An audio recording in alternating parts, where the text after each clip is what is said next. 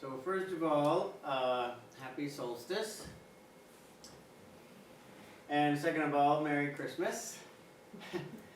We often have a Christmas talk at this time of year, but I have been more and more distant from that part of the world where you have Christmas, and so I forgot. Sorry, I forgot that Christmas was coming up, so I forgot to write out the Christmas talk description, and then we sent out another talk description, and you got to do what you said you would do, so here we are. But it is Christmas time, and thank you for these.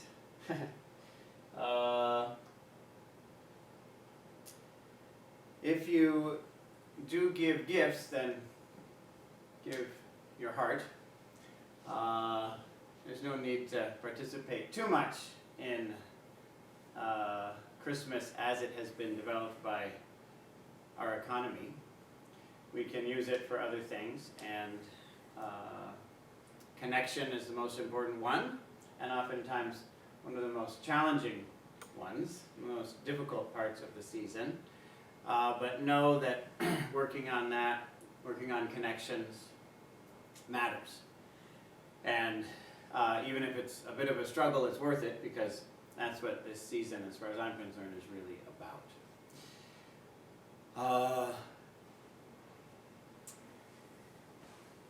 So, that said, I'm going to move into... That's my Christmas talk for this year. Usually I choose some part of the New Testament, some set of passages from the New Testament, and give a mystical interpretation of them. But I guess we'll have to wait until Easter for that. That's the best time for that anyway. So this week I'll be talking about gurus, which is to say respected spiritual teachers, and their position in various organizations, and how it is that they do and do not have power.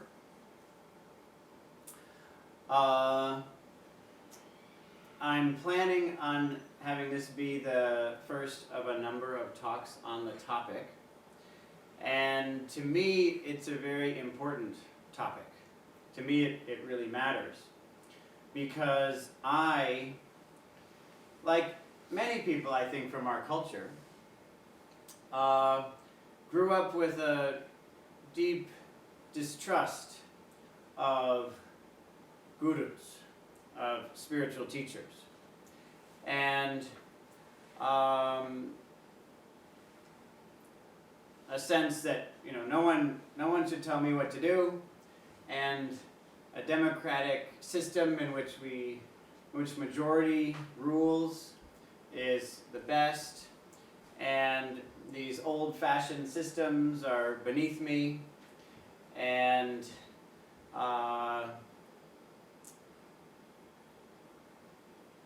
you never really know what's, power corrupts, right? Power corrupts, and you never know what someone's going to do if they have a lot of power. You can't trust it. And I had that sense, and then was put into a difficult position, because I found that I wanted something. I wanted something very specific. I wanted to know what to do about the problem of the human race, the problem of the human heart. What do we do about that problem? And I searched for that. I tried to figure out, first of all, what's wrong with us, and second, what should we do about it, for a long time.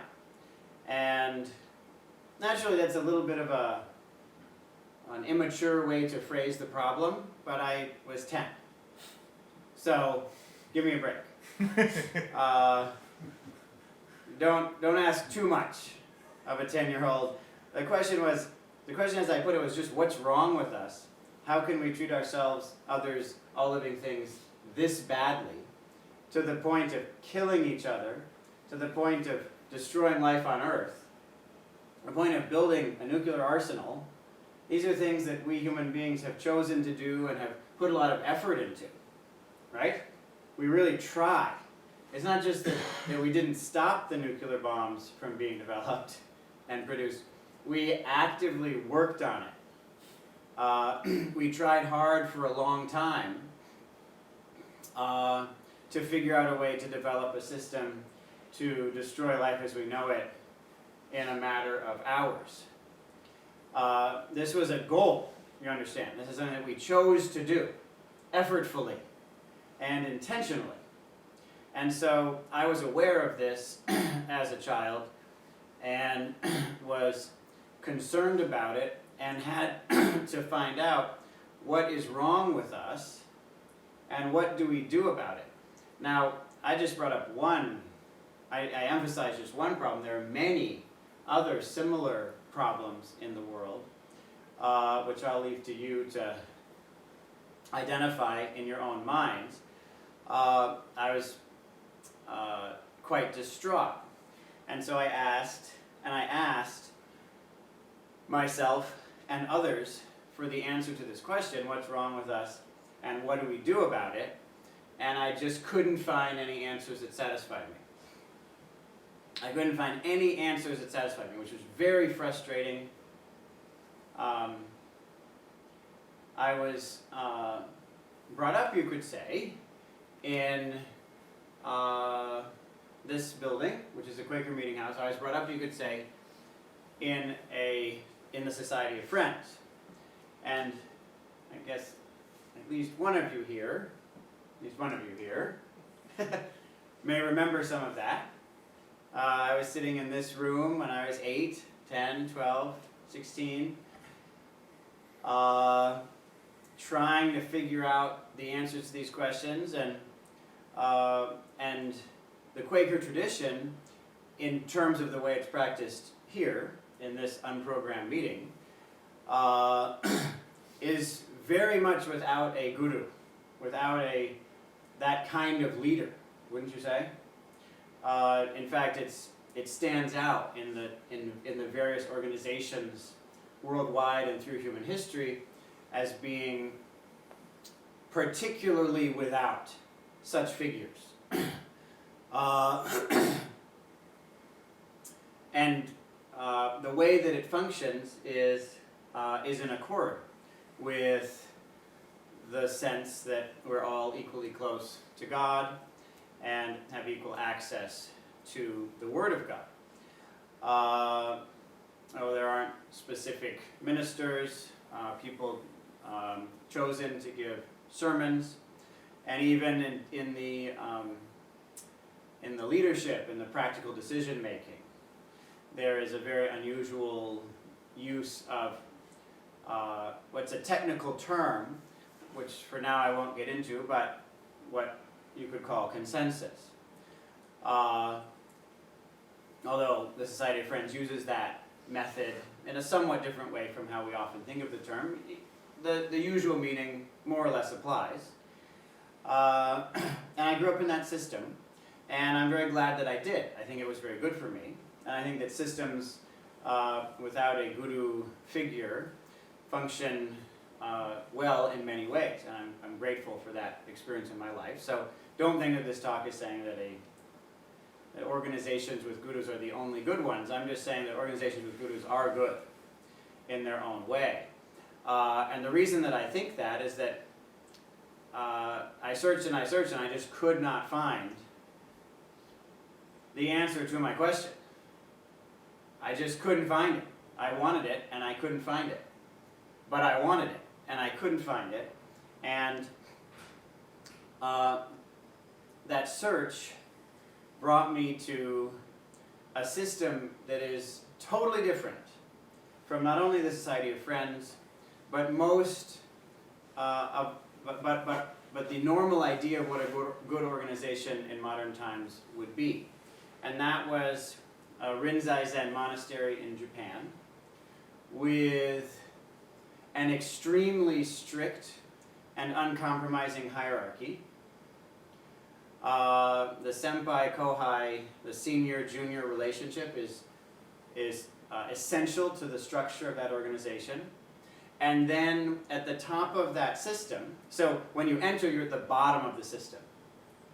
That means that you have no power over anything, including what and how much you eat. You have no power over anything. You have no power over what you wear, over your daily schedule, over, even to be blunt about this, you are not to have. It's expected that you will not even have power over what you think and feel. Even that power is taken away from you. You have no power. And at the very top is the Roshi, the teacher, who has, ostensibly anyway, complete power. Unquestionable, total power over everything. And if he says it, that's that. There's no way to question what he says. You can't question it. It's impossible to question it. If you're questioning it, then, well, that's just inappropriate. Who are you to question him? You're assumed to be wrong about everything, and he's assumed to be right about everything. And this is demonstrated every day by the many times a day that you literally bow down in front of him with your head on the ground. And that if he asks for things, it's given, as I say, without any slight question. So a good example, just to sort of play this out for you, is that maybe he wants to talk to you. And so that means that he's up in his quarters, and he's working, and he says, I want to talk to Jean, right? I want to talk to Jean. So he mentions it in a voice, something like this. I want to talk to Jean. He wouldn't say, I want to even. He could just say, Jean, actually. Bring Jean. How would he say it? He would probably just say, tell Jean to come here. And so he says it to someone who's in the middle of some very important task. Okay? They immediately drop that task. Without any question, the task is gone. It doesn't exist. They run across the temple grounds, 100 yards or so, well, they're running around to find you. They assume you're somewhere. Maybe they're right. Let's say they're right. They run in, out of breath, and just yell your name, and Roshi wants to see you. Just where are you at this point? Maybe you just washed your face. You have the towel on your face. The words occur in the space. The Roshi wants to see you, Jean. Jean is just dried off her face. She throws the towel into the air. Someone else catches it and puts it back on her rack because she doesn't have time to put her towel away. The Roshi wants to see her. There's no time to deal with some towel. The Roshi wants to see Jean. I mean, she's already late. I mean, she should have been there just before the Roshi decided he wanted to see her. It's her fault that she wasn't there at that time. She's incompetent and worthless as a decision maker. Okay? Her decision making is clearly flawed. She wasn't where the Roshi was when he wanted to see her. Very sad. You need to work on your practice. So it's time to make up for that somehow. So she just runs. She's just gone. I mean, you're in this space. Somebody says, Roshi wants to see Jean. And then Jean just isn't there anymore. Okay, Jean is just gone. She's running across the monastery. Someone else is putting her towel away. The person who ran to tell her is now finished with their task, so they're just going to hang around and have some tea. They're just done. They finished. They got out of whatever job they were going to do. Because as far as anyone knows, they're still looking for Jean. So Jean runs across, gets to the door of the Roshi's quarters, immediately prostrates, with, again, head to the ground, and it has to be apologetic for many reasons. Apologetic that she wasn't there when the Roshi wanted to see her, which is really irresponsible. apologetic that she's now out of breath. She shouldn't put him through the need for her to breathe loudly in his presence. Really. So you're trying not to breathe loud. And beyond that, your existence is disturbing his. If you didn't exist, this problem wouldn't have arisen. And so you apologize for being an obstruction in his life, and that's literally the translation. The literal translation is, I apologize for obstructing you. I apologize for being an obstruction in your life. And then you deal with the thing, whatever that is. He says something enigmatic that you can't understand, and you immediately start taking action, and you get it wrong, and then he gets mad at you, and because you didn't understand something that he didn't say. He'll say something that you couldn't understand. You all know I do this sometimes, right?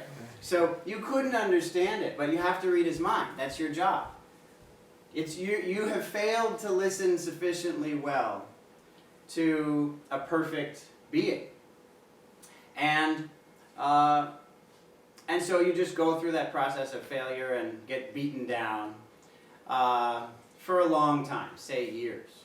So this is not the way, first of all, that things work in the Society of Friends. It also isn't the way people imagine a good organization being run nowadays. We don't, I suppose you all heard this, and I bet most of you felt uncomfortable for at least some of it. Yeah, you feel uncomfortable, you feel like, I don't think I would want to be in that situation. I doubt that organization is run very well.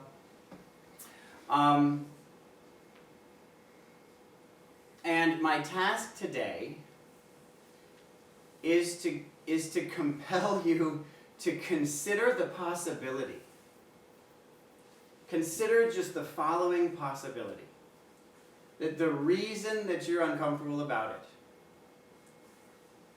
is that you have been brainwashed to be uncomfortable with this, so that you're less capable of changing the structures of injustice of the modern world.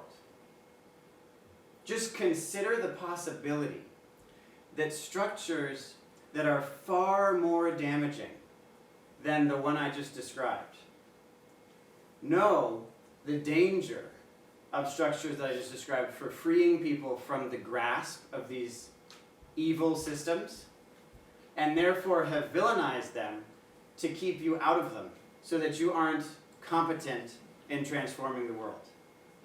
Because that is absolutely my experience. So,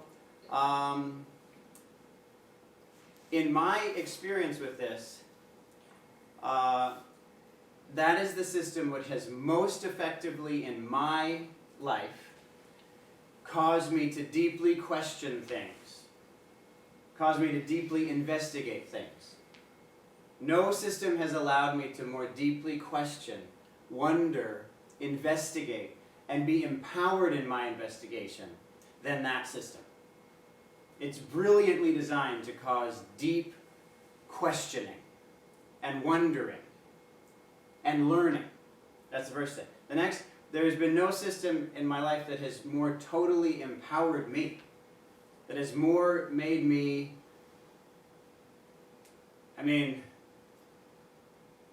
let's be blunt, I'm a powerful leader.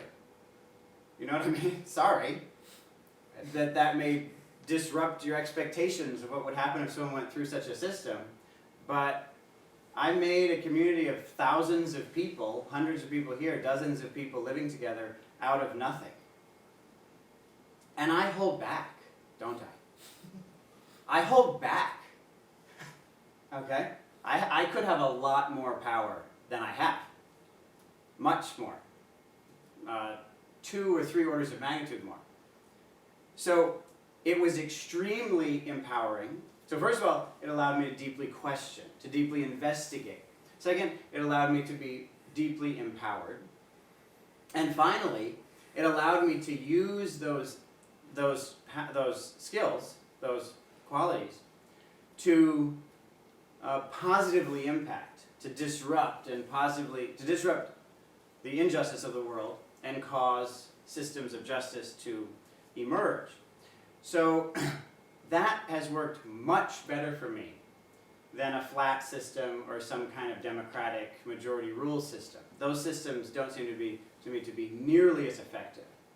And what occurred to me over the years was that one of the qualities of those systems is exactly that they prevent you from deeply asking questions. They're very good, actually, at preventing you from deeply asking questions, which is why people who grow up in those cultures can't question them. Like you. Probably you have a hard time really questioning, but maybe that strict hierarchy is the best way. Maybe I do want to live in that system. Maybe I do. That's probably hard for you to question because you've been brainwashed by a different system that doesn't want to be disrupted. And so it's found ways of preventing you from deeply questioning. So, let me put it this way. Where are we at here? Oh, time is passing fast. Sometimes the way you look at something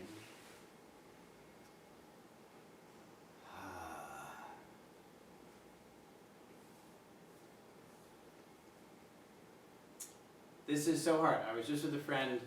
I was trying to come up with a way to explain this, and we couldn't do it. I said, how do I explain to this group that sometimes your assumptions cause you to see what isn't there and prevent you from seeing what is there? How do I explain that? And he said, well, you could mention that people think that money makes you safe. I said, yeah, I could try it. I don't know if it's going to work. I said, well, in that case, I don't know what you're going to do. If that's not going to work, I don't know what you're going to do. Before, when I gave this talk, I gave the metaphor that if there's a big rainstorm out and you shine a light, like let's just say a light that sends out a stream like this, you could see a platform. You could see a big area of water, a flat area of water. That's what you would see, but there isn't one there. You can see it because of the way you're looking at it, but it's not there. Is anyone following this? Not really? Okay, so there's a rainstorm. You send out a plane of light, so you send out light that is like this, and you would see in the rain that the rain is in this area. There are raindrops there, so there's like a platform of rain. There isn't one. It just looks that way because of the way you're looking at it. On the other side, you could stop doing that, and then you wouldn't see any rain. But there is still rain outside, even though you can't see it. Now, I have the sense that this is so obvious that it's not interesting. But now I'm going to say an equally obvious thing that's much more interesting. And that is that when you look at a guru system, the normal thing that we see when we look at guru systems is that there's someone at the top with a lot of power, and then there's some kind of scandal. There's some kind of big scandal that happens, and that means that you don't trust that guru, or in fact any guru, anyone who has that level of unquestionable power, you don't trust them. Why? Well, because look at all these gurus who had scandals. Right? But that's exactly the same thing. The fact that you can ascribe responsibility to someone when there's a problem is exactly why it's a trustworthy system. It's not the reason it's not a trustworthy system. And my evidence for this is consider right now the 100 organizations in the world. Make a quick list of the 100. If that's too many, 10. Fine. If that's too many, 1. But make a list of the organizations in the world that are the most damaging. Just make a quick list. The most damaging, the ones that have caused the most harm. Just consider them. Okay, that's all the time you have. When I make that list, not one of them is a guru-based organization. Not one. of the top 100, of the top 1,000, of the top 10,000. Not one is a guru-based organization. None of the most damaging organizations in the world are structured that way. They're structured in such a way that you can't place responsibility anywhere, on anyone, ever. That's why you can't blame them, which is why you think they're more trustworthy. But it's also why they're not.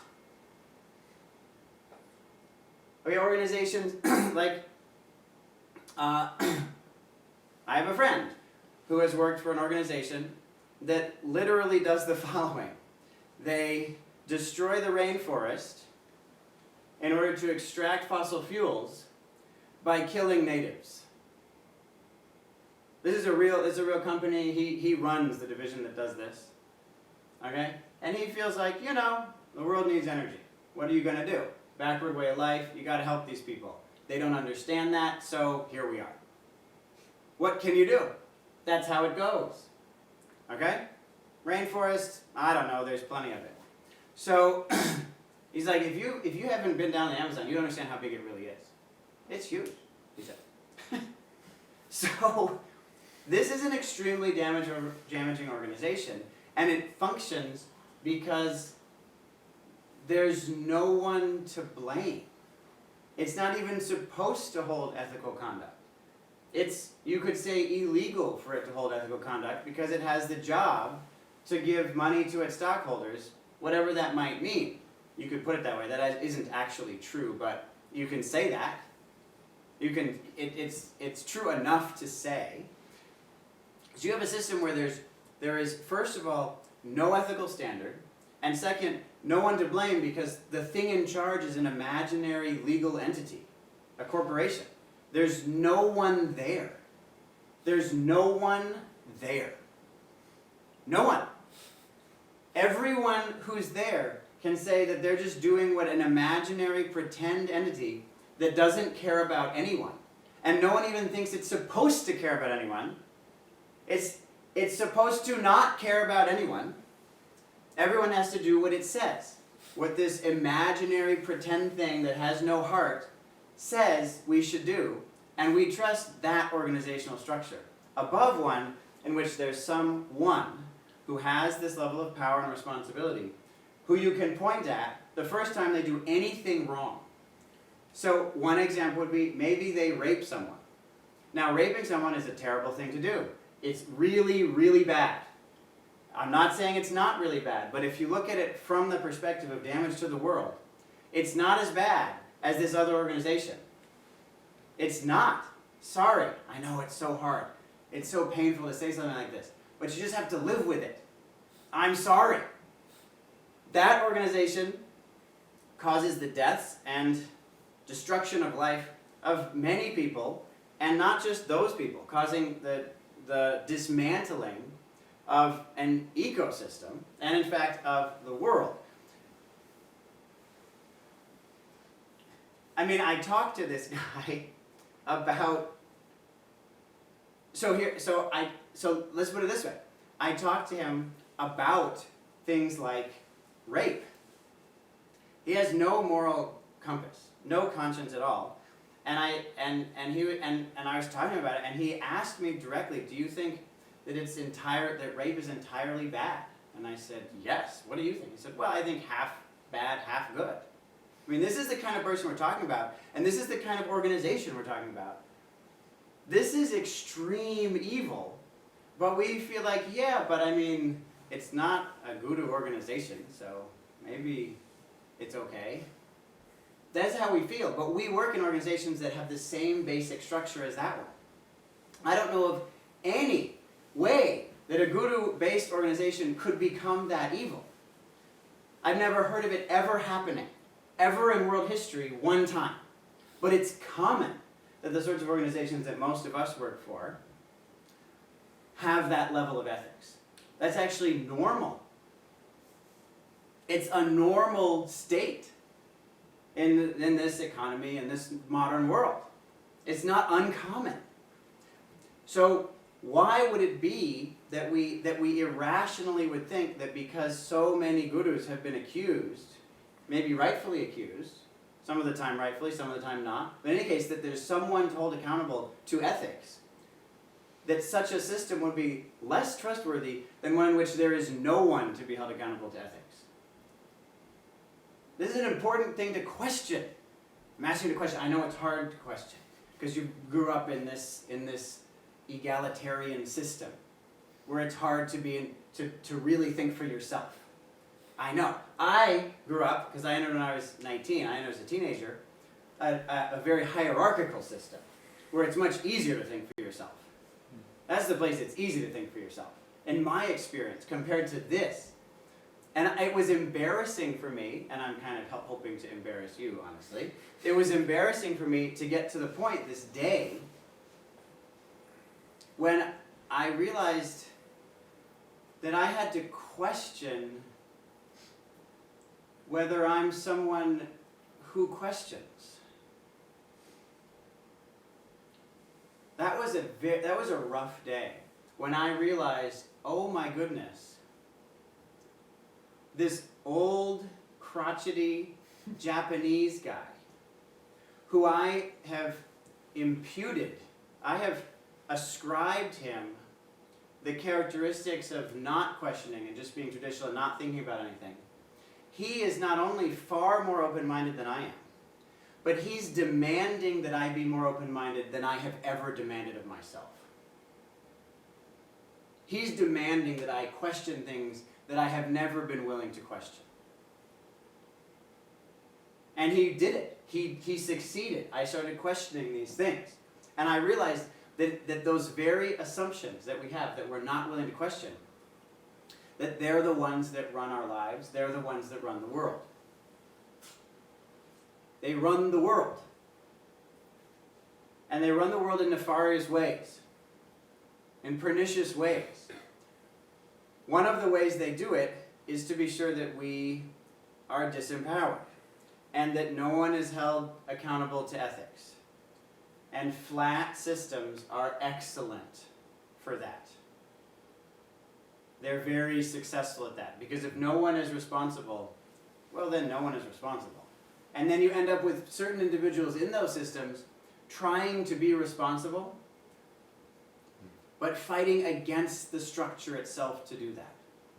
As opposed to this hierarchical guru-based system, in which the structure itself focuses attention on the powerful, with the knowledge that if you do anything wrong, first of all, you're going to lose all your power. But second of all, we're all going to fall, this whole thing's going to collapse. So everyone has an incentive to hold people ethically responsible more and more as you go up the hierarchy. Everyone has that incentive. Everyone wants to be sure that the people who have more power are also more ethical. It's better that way. Is it a perfect system? No, because you can also say, well then, we should cover that up. We should cover it up because it's going to be damaging if anyone finds out. But the thing is, you know perfectly well that it doesn't work that well. And it especially doesn't work that well as the organization grows, which means that such organizations have a very hard time growing beyond the number of people they can care for. It's why they don't usually get that big. You can say, well, they get really big. There are thousands of people. Okay, come on. What? Thousands is not big. Okay, there are systems that control tens of thousands, millions of people. So those systems outgrow their ability to know and care for those involved. So these systems, it is necessary for a guru, in order to fulfill that individual's function, in order to fulfill the expected job that they have, it's necessary for them to actually know everyone. Otherwise, you're not getting anything out of them. You're going to the guru to get something from them, a personal connection. That's what they offer you. They offer you love. They offer you insight. They offer you a personal relationship. If they know you well enough to give you that, you know them well enough to know basically what's going on in their life. Which is why it's so common when one of them does something wrong that everyone knows about it. Quickly, people know about it. It happens quickly. Surprisingly quickly, you get there. In other systems, these sorts of things go on forever and no one ever hears about it. And because we don't hear about it, we think that they're trustworthy organizations. So a good example, just to throw one out there, is so there was someone who works for a major company, a really big company that you all make, that provides you with services every day. And that company has a large impact on how you see the world. I'm not going to say what it is for a few reasons, but it doesn't really matter. There are such companies. They're constantly playing with your perception, constantly causing you to look at the world in certain ways, but not so that you even know they're doing it. They do it intentionally in ways that you can't see or hold them responsible for. So this is a company that has caused everyone in this room, in all likelihood, everyone in this room, to see the world in a somewhat different way, according to its agenda. And so he worked at this organization, and he was interested in what we were doing, and I said that we just had somebody who had had a really hard time, had something of a nervous breakdown in the system. And he said, you can never have anyone have a nervous breakdown in this spiritual training. Your organization can never have that again. You have to be sure that you never have it.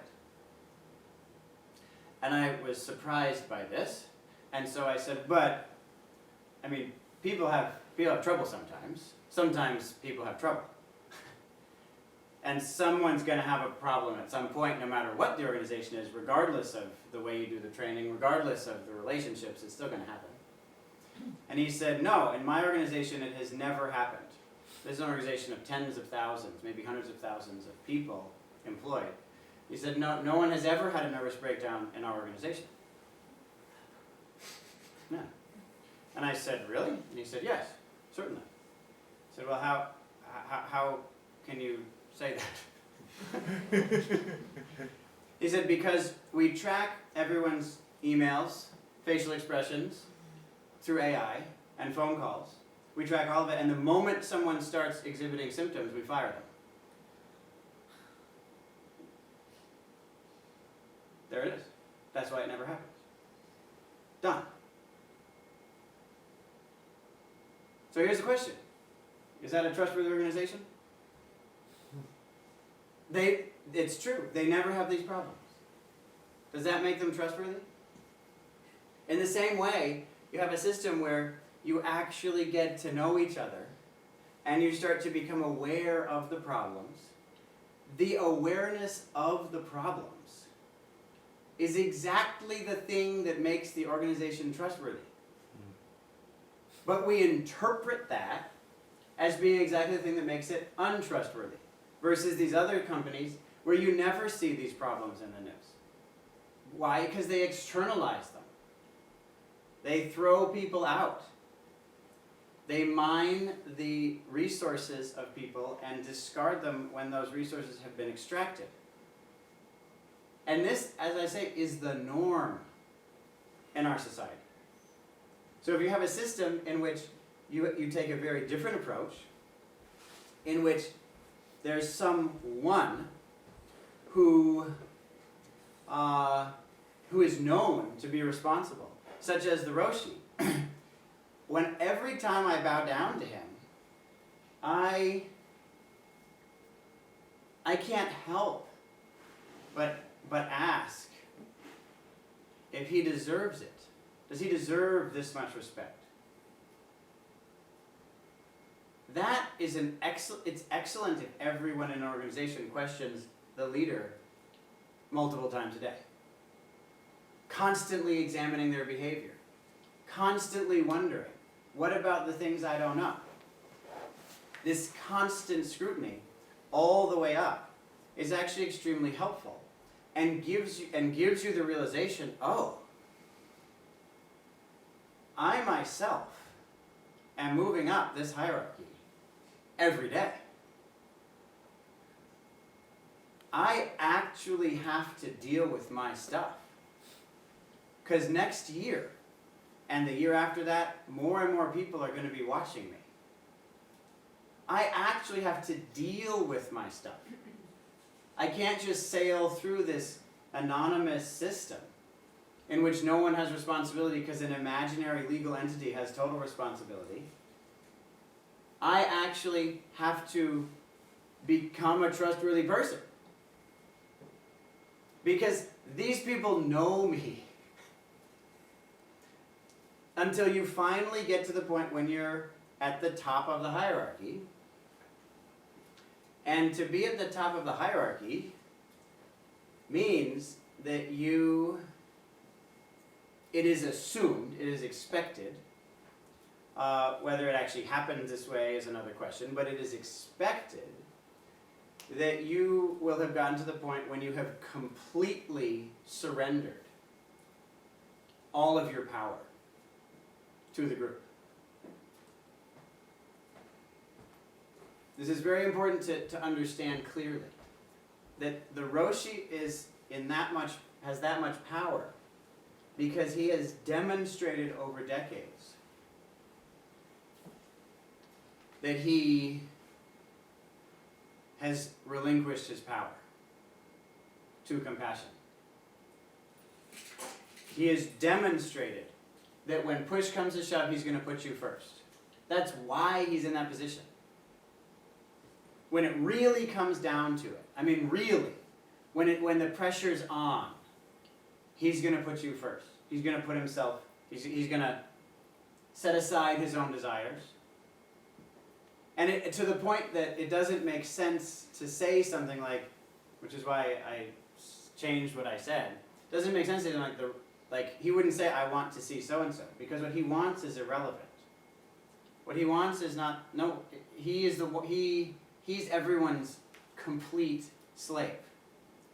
That's his job. His job description is be a complete slave for the rest of your life to everyone who tells you to.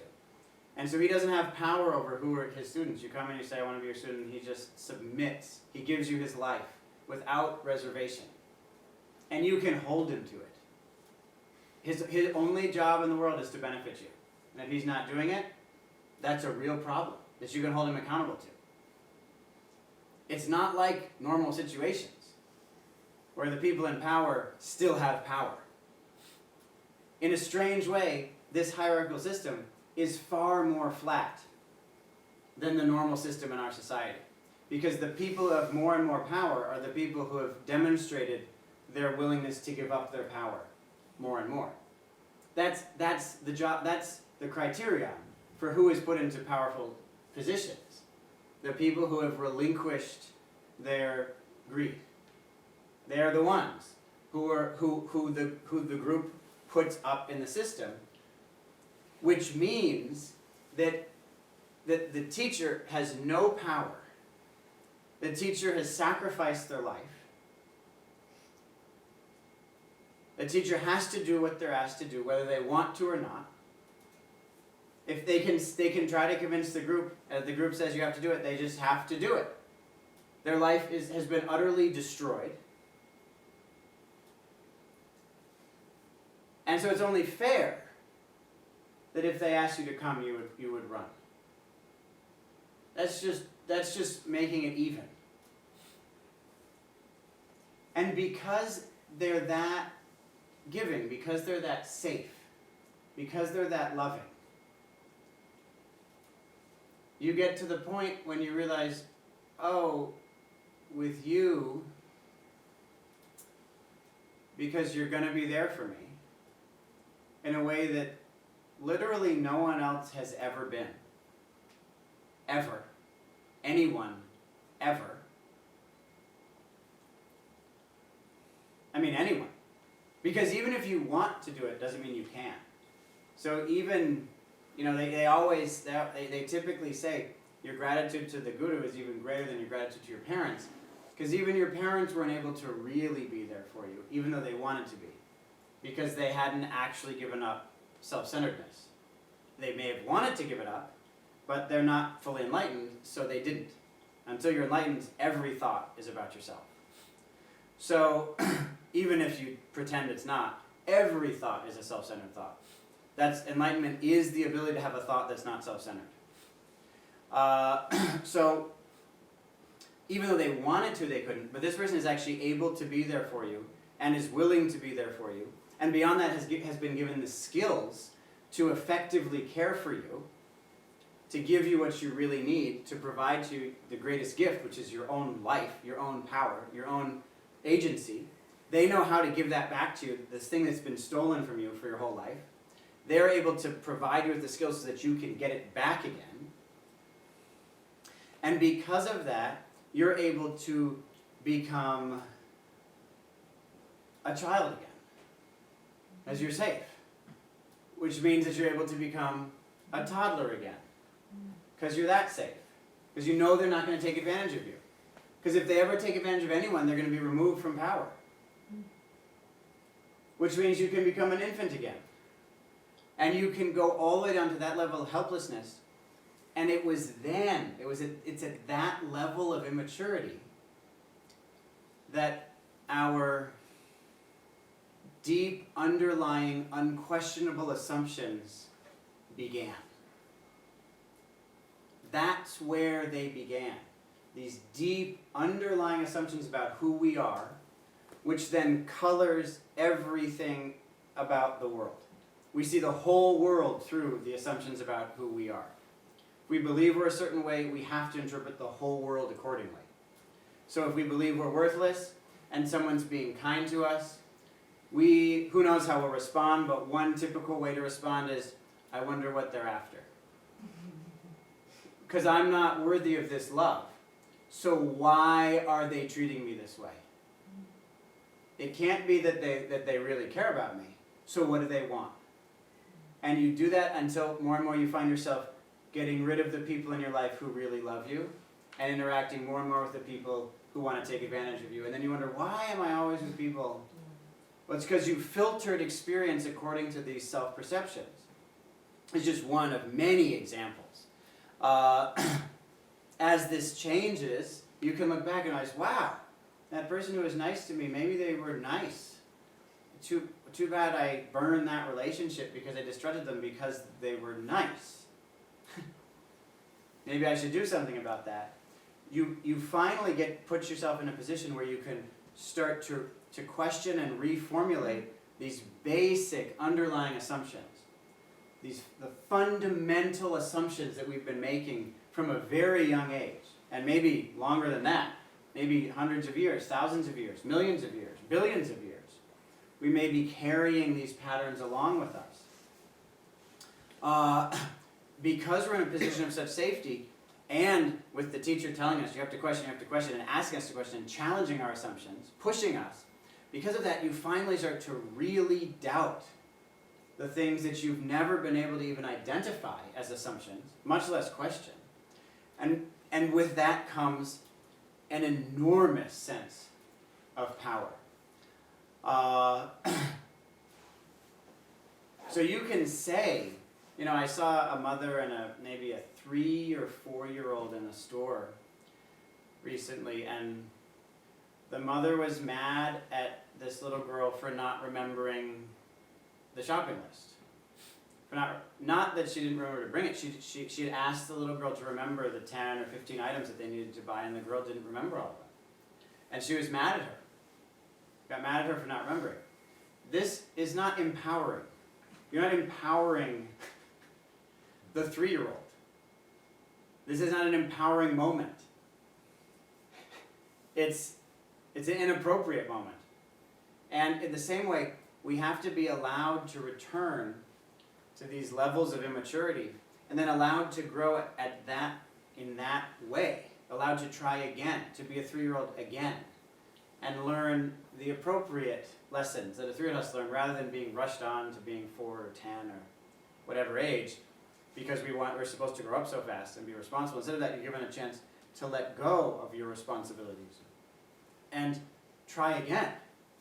And that happens because we're so safe, we're so loved, but also the person has the skills to give us the appropriate challenges, the appropriate questions, so that we don't just become infantilized and just get stuck in some level of immaturity, but are given the confidence that we can, and in fact we want, to move on. which we do. We want to mature.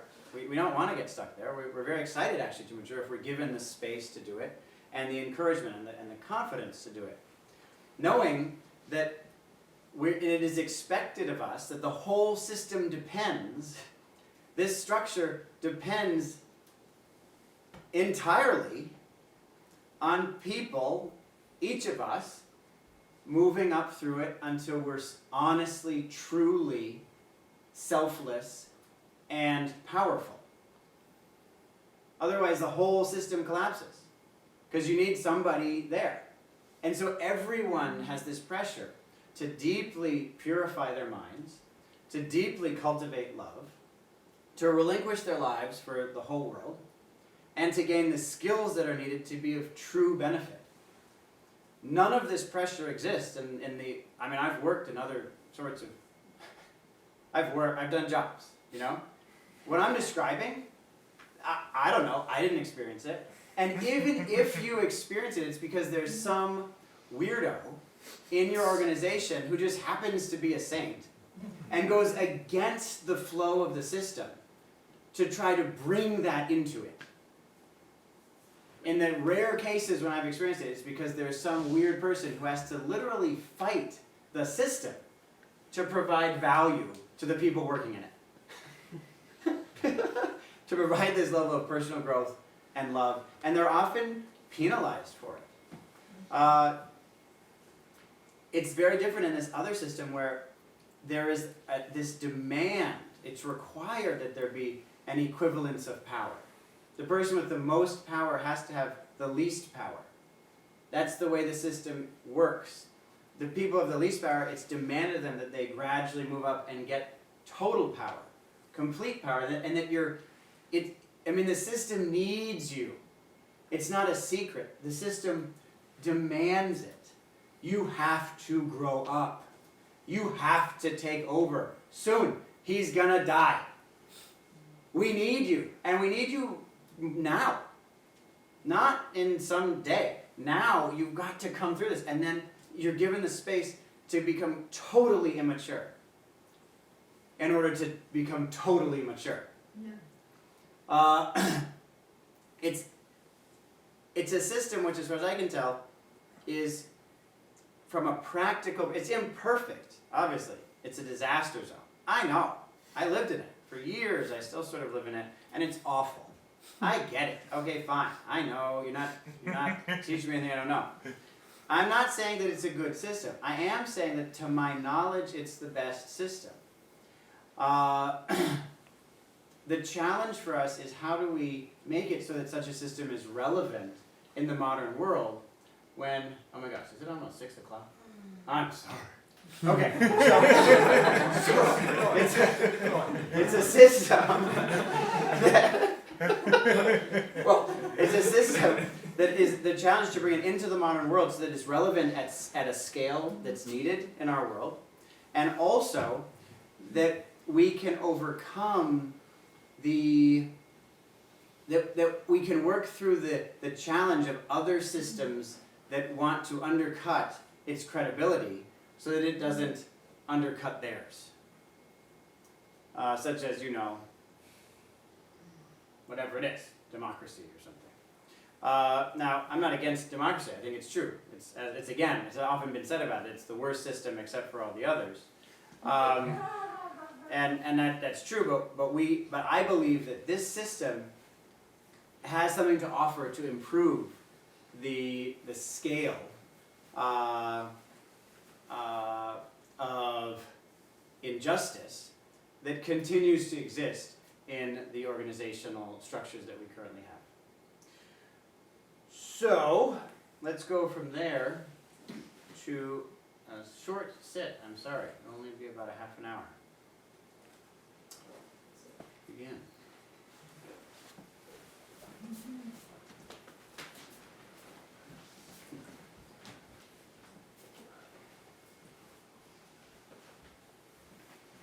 Did you say you're sorry or you're Soryu? I said I was sorry, but I am sorry.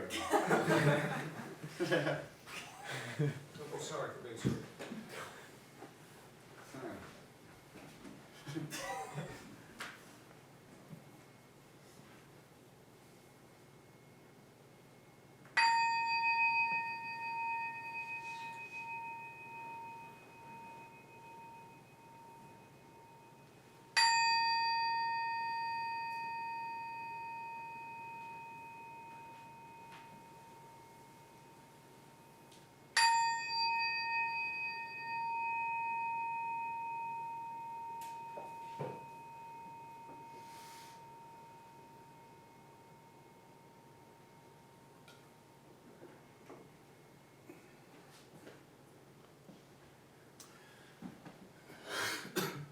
Take a moment to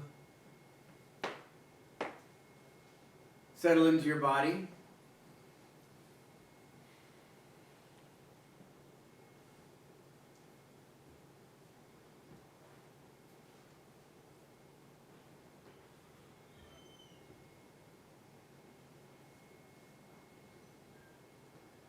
And pay attention to your experience.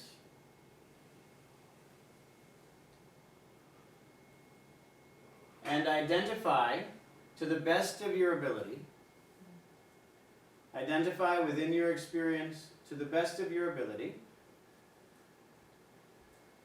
the most trustworthy part of your experience.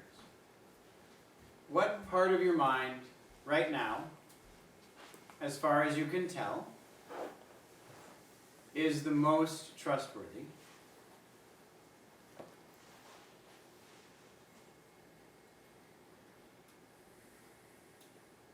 And then give power to that part of you.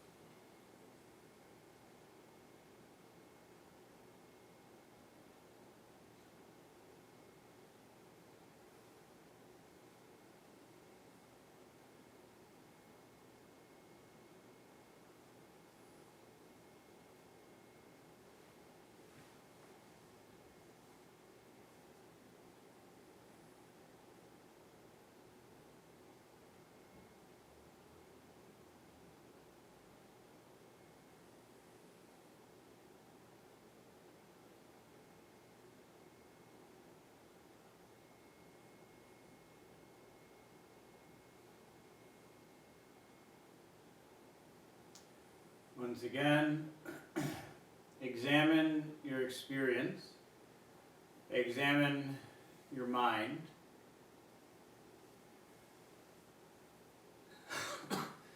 and identify, to the best of your ability at this time, the most trustworthy part of your experience, of your mind. And then give power, empower that part of your experience, that part of your mind.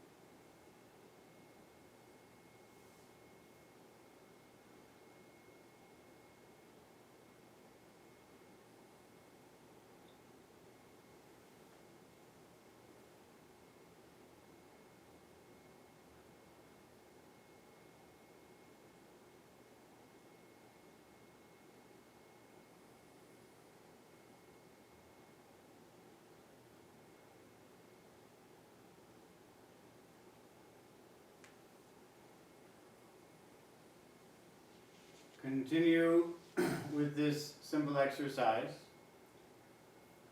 Examine your experience, examine your mind, searching for that which is most trustworthy. Right within your experience, right within your awareness, within your mind, what is most trustworthy? Whatever you identify, perhaps not as perfectly trustworthy, but most trustworthy, give that power.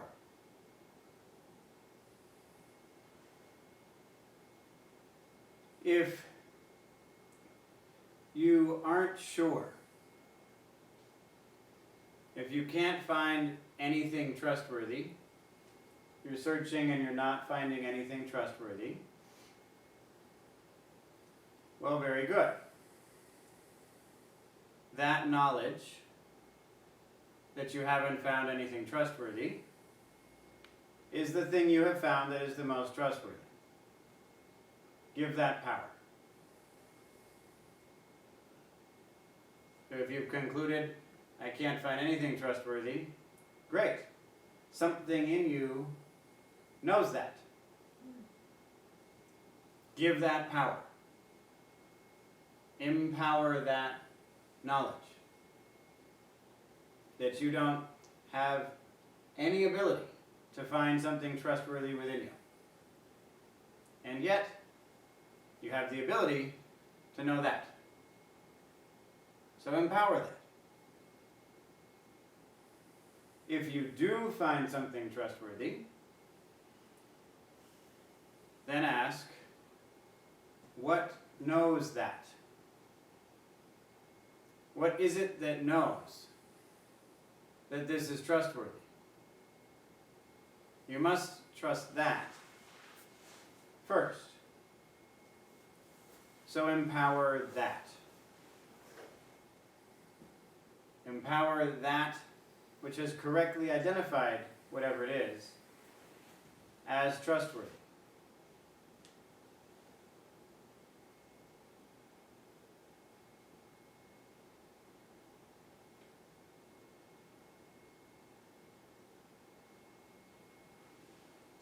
So, just in case you're floundering with this too much,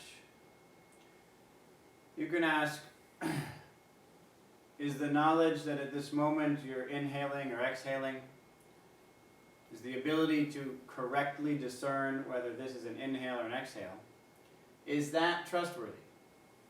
Do you know accurately if this is an inhale or an exhale? If you do, then give power to that part of your mind, and I'd suggest to you, you do. This is not a philosophical exercise. You know if you're inhaling or exhaling.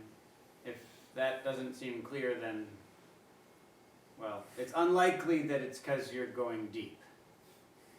It's much more likely that it's because you're making this into an intellectual exercise rather than a practical exercise. Probably you know if you're inhaling or exhaling. That knowledge, give it power. How? By continuing to know if you're inhaling or exhaling right now.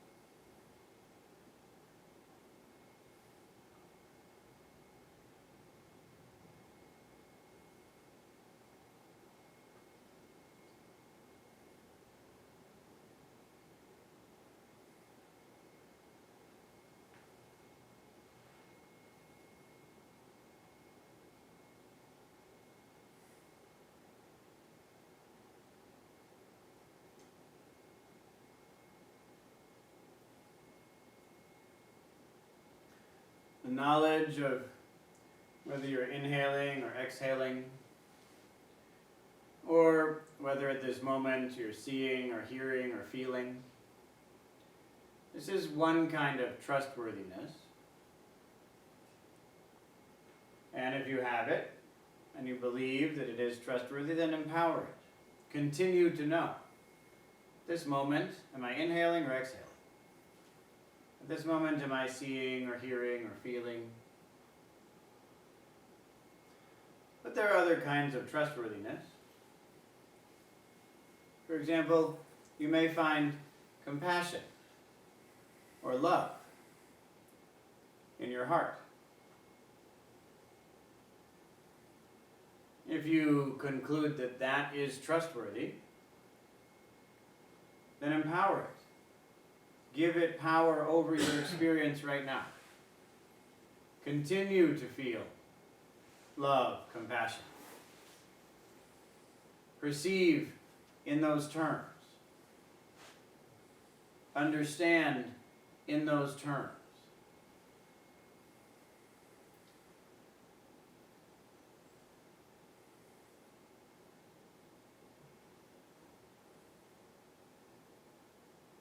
Again, if you don't find any of that to be trustworthy, then what is it that has concluded that those things aren't trustworthy? It's clear that you trust that. Very good. Empower that. Or, if you're clear that one of those things is trustworthy, and you wish, you can ask, but what knows that? What is it that knows? What is this trustworthy wisdom that knows that compassion is trustworthy? In this way, I'm asking you to question, to investigate, to wonder. Much more than I'm asking you to conclude and decide and fixate on certain positions. Examine and investigate. It's a skill that can be cultivated.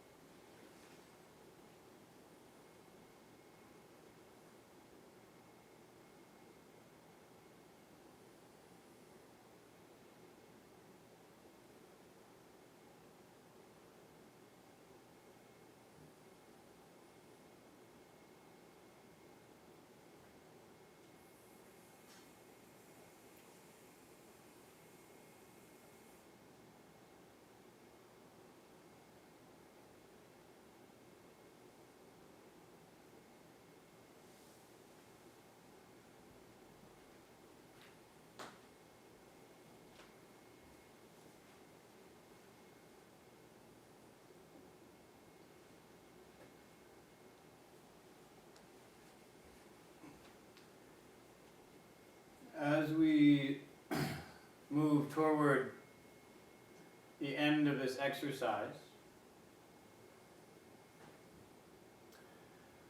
bring your attention in particular to ideas, statements, visions, plans about what you might do. That might mean what you might do as you meditate. It might mean what you do after you leave here today.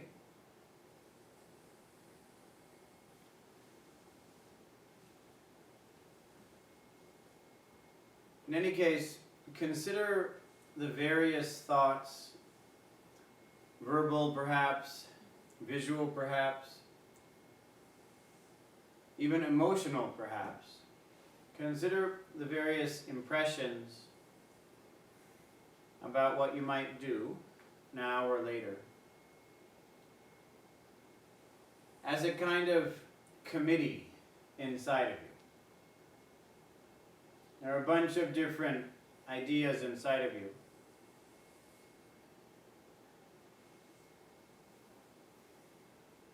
Discern which ones have more trustworthiness and which ones aren't as trustworthy. And then do not give them all equal voting rights. Give more power to the trustworthy ones and less power to the untrustworthy ones. The ones that have the intention and the ability to be of benefit to yourself and others, give those power. Those that do not have that or even have the intention and ability to cause harm to yourself and others, take away their power. Don't do what they tell you to do, but do what the beneficial perspectives tell you to do. So, the first part is bring your attention to your ideas, thoughts, emotions about what you may do now or later. The second part, discern which ones have more trustworthiness and which ones have less. And finally, give power to the trustworthy ones, not to the untrustworthy ones.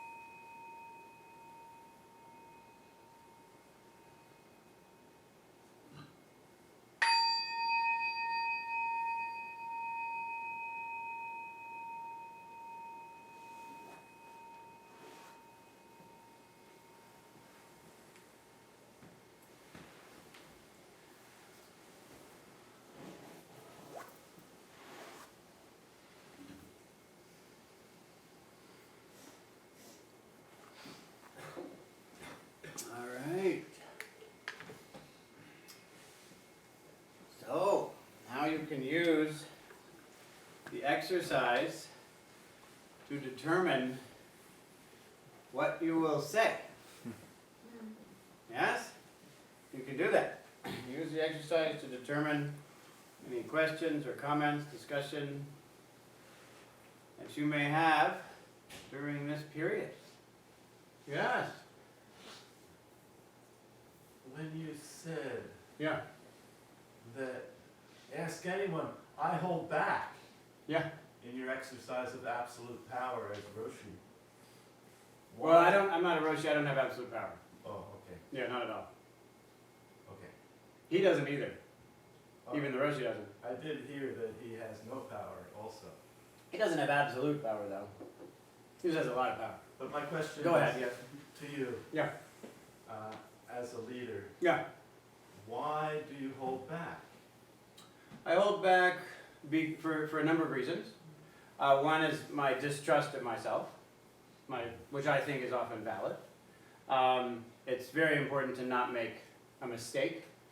In many cases, it's more important to not make a mistake than to do something good. So, to not cause harm. And so I would hold back because of my own self-doubt.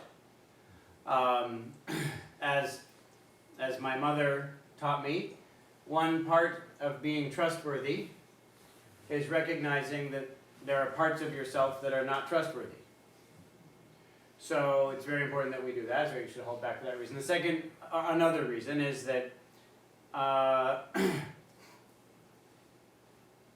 the power has to be called out of you. If people don't ask for it, then it's not appropriate to offer it. Otherwise, it's just power. And who wants that? That's worthless. Worse than worthless in many cases. So it's only if people demand it, if people, if there's a call, then you answer the call. So that's another reason. And then another reason is selfish. You know, I don't want it. So sometimes I'm just lazy and selfish. Does that make sense? His power is not fun to have. So, if I can get away with it, I guess you'd say, ethically, then I will avoid having it. If it's ethical for me to not have it, then I'll avoid that. And then, finally, how do I say? You know, you can't do it all. And sometimes it's simply appropriate to do something else. To just love, for example, and not spend energy having power.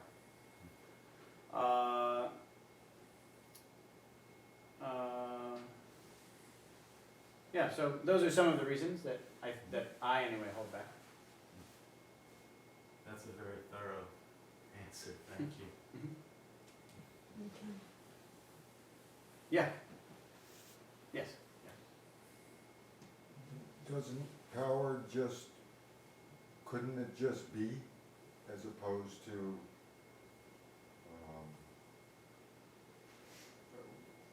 with a plan or a pattern or some type of system? Yes, certainly. And also, so yes, absolutely that is the case. And also, plans and systems have a lot of power in the world. Those things are very useful containers for power. And we see that in world history. We see that people with plans and systems often have a lot of power and can often take power from those who don't have plans and systems. And so only because those are common and effective containers for power do I talk about them. Does that make sense?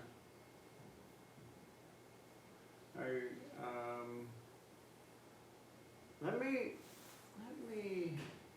Joe, since you're the one who's primarily responsible for this talk, why don't I allow you to ask your question?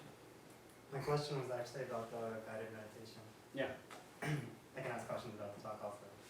No, no, but no, I'm more no. interested in the. No, of course. Yeah, go ahead. Which was a fun one. I found myself quickly stuck in like a conceptual, intellectual loop that would then shape, when I returned to experience, was already shaping my experience. Yeah, great. So maybe you can help me Sure. pop out of it. Maybe. When, as you suggested, you trace everything back, well, what knows the thing that knows this? What knows the thing that goes, then you go all the way back to, and maybe this is related to what Shinzen calls the source. Like you get out, eventually you get to this thing where it's just a thought that's popping out of that nowhere. And that nowhere is the thing that everything is popping out of. So you can have, say, a feeling of love or compassion that wasn't there before, and that'll pop out of this nowhere where it wasn't before. And then the sense of trust in that level, love or compassion will pop also out of that nowhere. But out of that same nowhere come the feelings of hate or of mistrust. So it seems that the thing that is traced all the way back is sort of value neutral. And is not something that can be, is sort of like beyond trust or mistrust, and any conception of trust or mistrust then seems arbitrary because it is formed out of that neutral space. Excellent. Excellent you bring this up. Let me attempt to utterly demolish everything you just said. Yeah, that's my hope. Because this is a very common view nowadays. And it's important to understand why it's such a common view. First of all, it's wrong. So why is it so common? It's common because the thing that in fact at that time we are, as I heard you describe it, is being experienced on the ground, okay? In the direct experience, is being experienced as trustworthy, is a conceptual framework about something called a source. That conceptual framework is present and is guiding the experience of this thing that you might call a source, which means that it is not the source. I'm not personally a big fan of the word source, because I think it gives the impression of being, concept free, when it's not.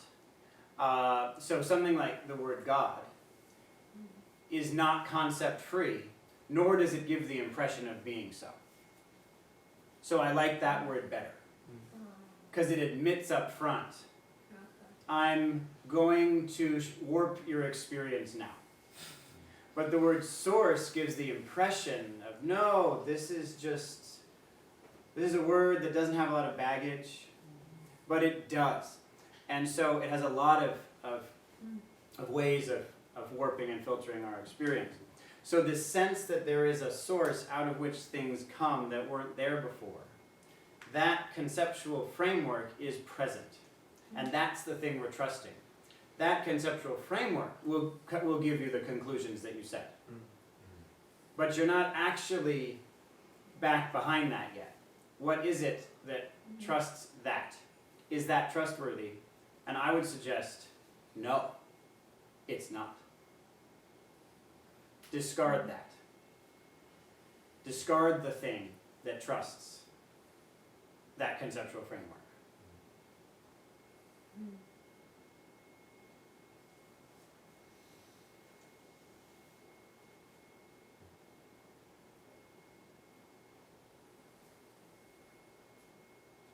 It seems like a loop that a perception is creating perception that you wouldn't be able to get out of. It's hard to get out of it. Absolutely. It's difficult to get out of it. But you can get out of it. And I'll tell you 2 methods for getting out of it. One is that you, with time, as you experience this perception creating perception, as continually going nowhere and not being a trustworthy path, you gradually develop distrust for all perception. Okay, so that's something you can do in meditation. But the other way is very important and is underemphasized in the modern way of teaching this, because we're so caught in our heads. We're so caught in our heads that we forget the easiest way to get out of your head, which is a very important way. It's also a very hard way, but it's the easiest. And that is that you do good things. To love someone and care for them will pull you out of your head. Because if you're staying in your head, you're not going to even see them, much less serve them. You're going to see someone like them in your head and interact with that person. And good news, I have really good news for you. They're going to be annoyed at you. The real person is going to feel like, hey, hello, or they just get mad at you. Why did you do that? Or whatever it is, but that is something beyond your perception, something that you're not perceiving, able to enter your perception and pull you out of your perception, meaning another person who you love. That is a person. They have the power. You've given them the power through love and through your willingness to be vulnerable enough to do something for them. You've given them the power to draw you out of whatever you might think, perceive, believe, assume. And it's by that virtue, that constant work at virtuous action, that you gain an escape from the belief in this value neutral source of things. Yes? Not only is it the case that values, that positive values, that ethics, virtue, lead to enlightenment, it is also the case that out of enlightenment comes not only love, but the willingness to learn how to love better. If that isn't coming forth, that wasn't enlightenment. And it comes forth immediately and completely mysteriously. The next moment after awakening is pure love for all beings. And actually meeting, in one moment, actually meeting all living things directly. All at the same, in one moment, from the highest heaven to the lowest hell, everyone on this planet and throughout the universe.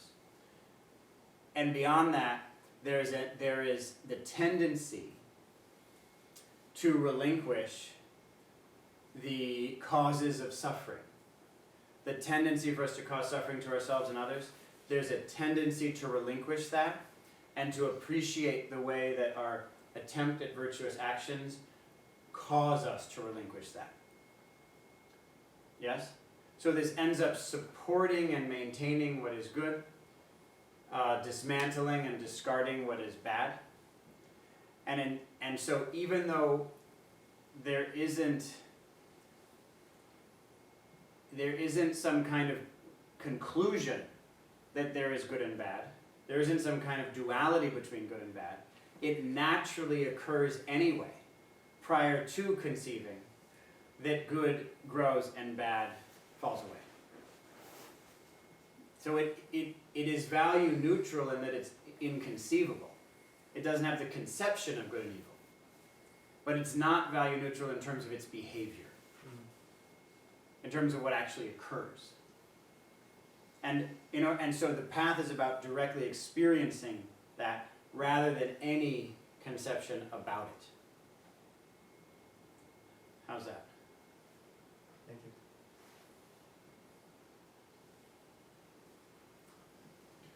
Yes. Well, just as you said, it's more important to experience. Mm-hmm. What I experience, as I hear you say good and bad, I bristle. Mm-hmm. I don't appreciate the conceptual response. And it's like the word God. It holds a lot of baggage. And so when you say that, it feels more important to experience than to learn. And that there's never a point of, maybe there's never a point of source, and there's never a point of finish, you know, and so along the way you say, oh yeah, that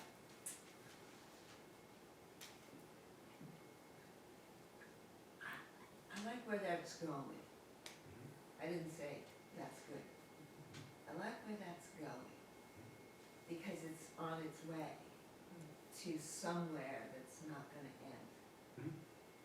end. Today I experienced, after a week of contemplating being in the presence of somebody that I had had an uncomfortable moment of disrespect. And coming to the presence of that person, knowing that something would transpire. I would express my disappointment, or something would happen. And I thought about the right action, what to do, how to do this compassionately, how to do this lovingly, how to do this without harm, how to, you know, and I thought about all that, and then I just had to throw it out because I was way too busy. And I just had to give it to the source. Or to, you know, whatever, you know, and say, okay, it's time to go. and just to show up. So if we just show up for the moment with our best whatever we got, you know, and openness to, you know, the source, or whatever it is, you know, then you can say, okay. So what happened was, I got this experience of, I was really tired, and I didn't know what to do and what was going to happen, and I just was in the room, like a room like this, and I just was in the room. And that person, by the end of the time, was right there. But there was other people, and I did my best. And what happened was amazing. Yeah, it's great. It's wonderful. I hope that was okay to take that much explanation. Oh yeah, it's wonderful. Yeah, we have. Because- There's one more question that I want to get to, but it's My Yeah, point go ahead, is yeah. just that Yeah. it was an experience. Yeah, right. And that it was, if I had the time to like, to say, well, this is how it's gonna go, and do it the way I rehearsed it wouldn't work. Yeah. And if I had, you know, gone direct and approached, it wouldn't have worked. But somehow it just, there's something about that I started to meditate on, or have the affirmation of no fear and no force. That's great. Yeah, this is a marvelous addition to the exercise we did. I appreciate it.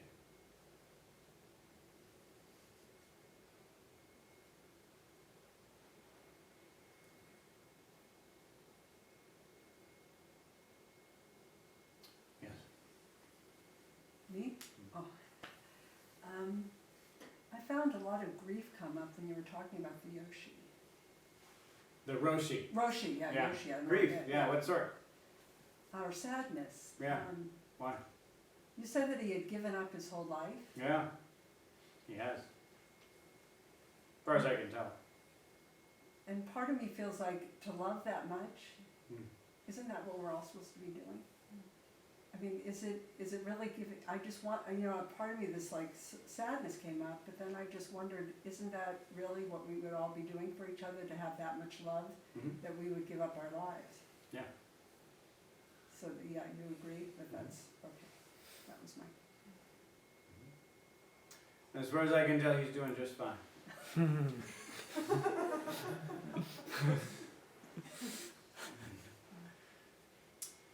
Yeah, he said that he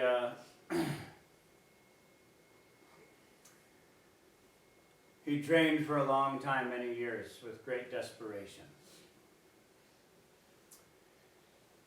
And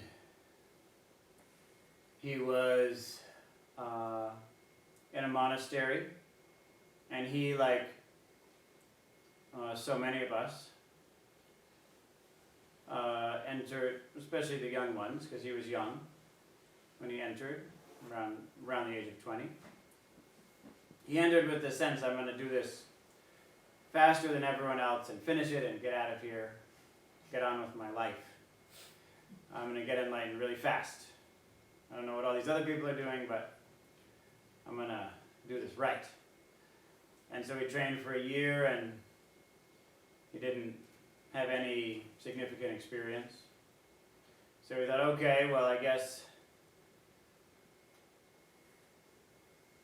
Well, I should say that he started out, actually, he didn't want to be a monk, he wanted to be a therapist. He wanted to be a psychotherapist because he felt there was so much wrong with him that he hoped that, at the very least, he hoped that if he learned all that, he could fix the problems with himself. And even if he couldn't do that, he could maybe fix other people. But he then met a teacher, Mumon Roshi. He met a teacher on a bus. And he was so impressed with the sense of peace that this person had, but energy as well, that he couldn't help but want to train and learn what that was. So he entered the training, and with that attitude, I'm going to get this sense of peace faster than everyone else. And a year passed and he didn't get it. And another year passed and he didn't get it. And he started really wondering, what am I doing here? And after 3 years, he still hadn't had any significant breakthrough. And so he left. He went to his Roshi, his master, and said, I'm leaving. This isn't working. And so his master asked him, what will you do? He said, I'm going to go into the mountains and meditate until I break through. I'm not going to go along with a system and a community. I'm going to do it on my own, as this system isn't working. And the teacher asked him, and what if you do that and you still don't break through? And he said, well, I'll deal with that if it doesn't happen. I'll deal with that then. And he left, and he went into the mountains and sat for a long time, alone. And one day, and he felt angry and disappointed that it wasn't working. So one day, after quite a while, I've heard him tell the story a few times, I don't know how long it was, but after a while, he was sitting alone on a rock on top of a mountain, the beautiful view, and a young man about his age came hiking up the trail. And he hadn't seen anyone in a while, and he was actually glad to see someone. And so they got to talking. And that young man had also come up the mountain to meditate, which was a really wonderful coincidence. And so he asked, so you're here meditating, but but what do you do? And my teacher, at this point he's in his early 20s, he said, well, this is what I do. I just sit all the time. I just meditate. I just practice all the time. And he was going to move towards, and it's terrible, it's not working. But he said, I just sit, I just meditate every day. And the other young man said, oh, that's wonderful. You're so lucky. I have to take care of my whole family. My parents are disabled and I spend all the time taking care of them. All I have is Sunday morning. And I come up here Sunday mornings and sit, but you get to practice all the time. And he said, the normal description he gives of this, he said, it's as if someone struck me over the head with an iron bar. It was that tangible of a breakthrough. As if someone struck me over the head with an iron bar. I mean, what more tangible thing? This is not theoretical. This is not a shift in attitude or something. And he said he was suddenly, he was shocked, absolutely blown away by this statement. And he hasn't described that experience, but he has described what came out of that experience. And he said he realized that as long as he stayed exactly in the present moment, he would be okay. He would be fine. He would be completely safe, completely happy,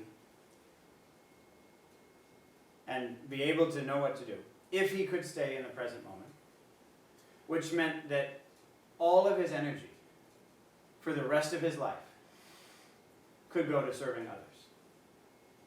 He never needed anything again, which meant everything could go to loving, serving, helping others. And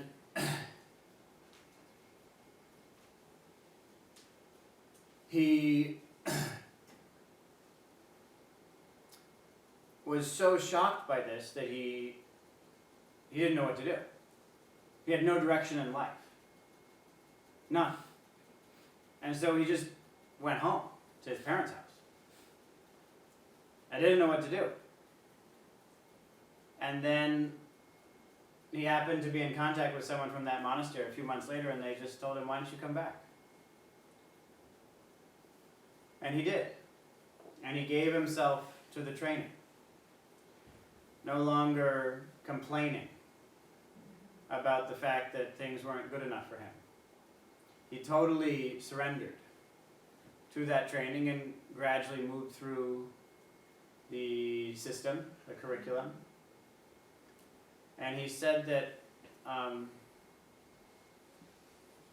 he said a few things about this. He said, the training was never terrible again.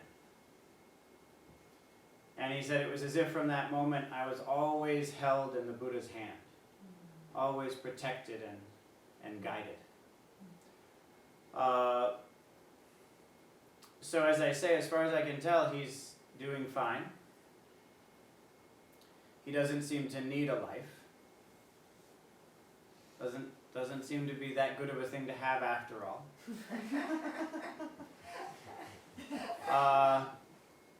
He relinquished it. And yet a vast energy nonetheless bursts forth from him, caring for every person he meets.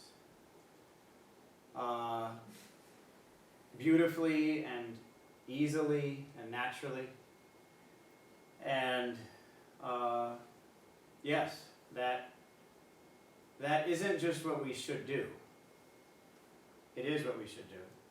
But to bring back to the other question from Joe, that is what we naturally do. If we're not doing that, it's because we're fighting against it. It is not the case that we are normal, selfish people who just have this human nature, and he's a special person who has overcome human nature. He is an ordinary person who is acting according to human nature. The rest of us are special people who have overcome that. And good news, you don't have to struggle against your love anymore.